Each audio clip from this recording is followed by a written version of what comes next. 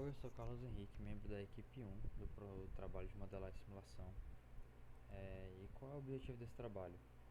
O objetivo é conseguir os parâmetros cinéticos da reação da anilina para o hipoclorito de sódio. E para isso a gente fez a construção de um reator CSTR. E qual é o passo a passo? O primeiro é a construção de um espectrofotômetro, porque ele vai ser utilizado na análise da concentração de saída da anilina do reator. Depois disso, a gente tem que construir o reator em si, que é onde vai ocorrer a reação.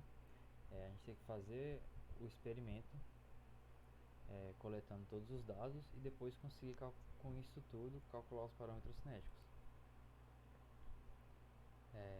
O espectrofotômetro a gente optou fazer com materiais que a gente já tinha, que no caso foi o Arduino.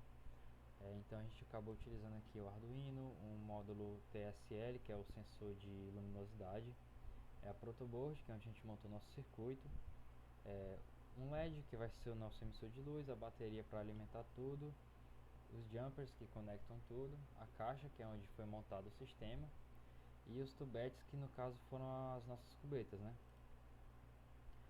Então a gente fez esse circuito que tem aqui, sendo que no caso adicionando os LEDs, que os nossos LEDs também foram controlados pelo Arduino.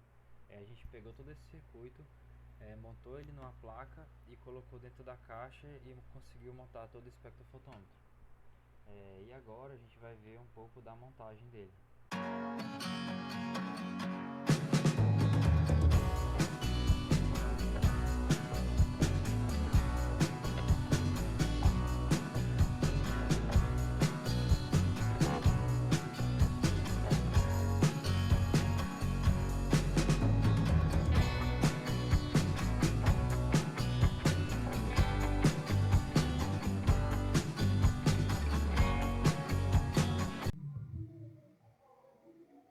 Bom, aqui a gente vai falar um pouquinho do que a gente usou para poder fazer a construção do nosso ajustador para poder utilizá-lo no reator. Primeiro a gente teve que comprar um motor DC de 12 volts que a gente ia utilizar para poder fazer esse processo. A gente comprou também um módulo controlador PWM que tinha a função de controlar a rotação, o giro do motor. A gente usou esse plástico PLA, que é o encontrado para fazer impressões 3D, pois as peças que a gente precisava eram muito específicas e não tinha como improvisar de certa forma. Então a gente teve que utilizar ele, realizar, fazer o desenho da peça e fazer a impressão 3D. As latas de alumínio a gente utilizou para poder construir os impelidores que a gente fez. A gente utilizou 2 impelidores no reator. O eletrodo de ferro ele vai ser conectado por uma peça que vai ser impressa em 3D no eixo do motor. Aqui são os fios e as garras do tipo jacaré que a gente utilizou para poder fazer as conexões do motor para a placa e da placa para a fonte. Em seguida, aqui a gente tem os materiais que a gente utilizou para a construção do reator. A gente utilizou um tubo de PVC de 100 mm, 2 caps para fazer as tampas, mangueira e as entradas, que a gente utilizou bocais metálicos, um T metálico para poder retirada de amostra e saída, e aqui vem da saída do reator, cotovelos metálicos e algumas válvulas. Em seguida, a gente vai ver aqui alguns vídeos sobre o funcionamento do reator. Aqui são exemplos de algumas peças que a gente utilizou a impressão 3D para fazer, porque são peças muito específicas e que seria muito difícil conseguir improvisar de alguma outra forma.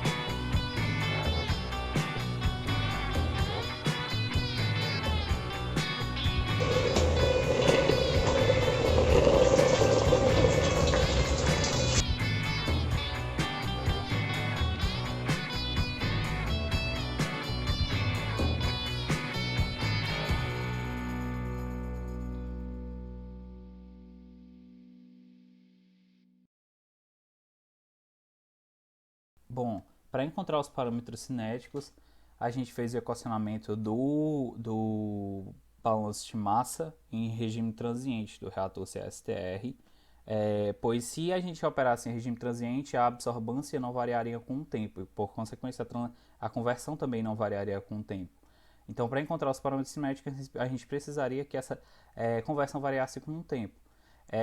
E operando em regime transiente, a gente encontrou essa seguinte equação aqui através do balanço de massa do componente da anilina, certo? A partir disso, a gente utilizou a linguagem de programação Python com as bibliotecas SciPy, Matplotlib para plotar alguns gráficos, a NumPy e o Pandas. E com isso através do controle, que seria a água, a absorvância da água pura, e dos dados que a gente encontrou de 0 a 20 minutos, sendo que a partir dos 10 minutos a gente variou de 2 em 2 minutos. A absorvância que a gente obteve nos tempos que a gente mediu, a gente calculou a absorvância, no caso a conversão, a partir da absorbância e do controle. Sim, agora para encontrar os parâmetros cinéticos, a gente recebe primeiro os dados e o chute que vai ser utilizado posteriormente para encontrar as constantes cinéticas. E depois de receber esses dados, a gente faz uma regressão dos dados experimentais como forma de minimizar alguns erros experimentais que possam ocorrer. A gente usou para isso o curve fit e uma função exponencial, que seria a que mais parecia no regime transiente. Depois disso, a gente recebe os valores de t e x ajustado numa outra função e calcula a derivada, ou melhor, a equação diferencial que eu mostrei nesse slide, seria essa equação bem aqui. Logo após isso, a gente calcula o erro quadrático obtido com o chute inicial, que seria o x inicial, e minimiza esse erro com o minimize. Para isso a gente usou a biblioteca SciPy, né, e o minimize com o método slsqp, usando o chute que a gente recebeu no início da classe. Logo depois a gente calcula a conversão com base nos parâmetros cinéticos que a gente encontrou com o resultado da minimize, e aqui basicamente seria o plot. Aqui seria o chute, que é e para isso, aqui no caso a gente plota os gráficos e encontra também um erro médio de 2,42%, que é um erro bem baixo, e um erro máximo aqui de por volta de 5%. É perceptível aqui que a curva, ou melhor, os parâmetros estimados coincidiram com o experimental ajustado, e a gente pode também ver alguns erros do experimental bruto.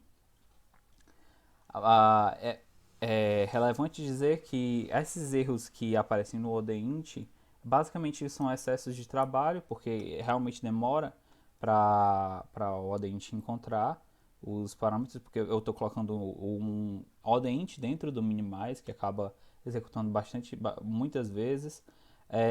E também esse runtime warning é basicamente o NumPy recebendo alguns valores de exponencial, bem aqui, que acabam sendo muito altas e não entende muito direito, mas a gente pode comprovar bem aqui que a otimização foi terminada com sucesso.